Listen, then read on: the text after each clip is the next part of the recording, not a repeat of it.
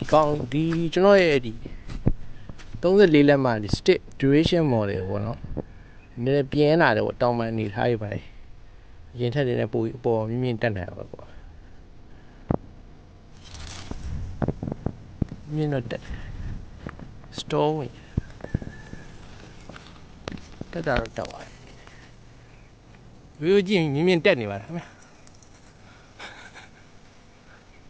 ငင်းတက်တယ်နဲ့ကြောက်ဘူးတော့ကောင်းလာမှာရေကန်ဘက်ကိုသွားပြီအဲ့ဒီရှိတယ်ရေကန်လည်းကြောက်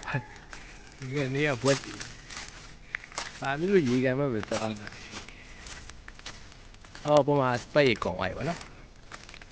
မြင်းရောက်ပဲ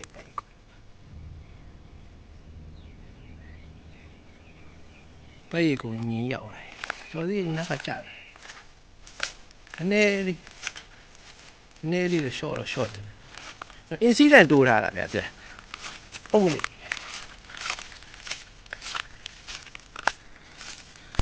နော် incident ဒီကောင်တိုးထားတာပေါ်ထောင်တက်သွားတာ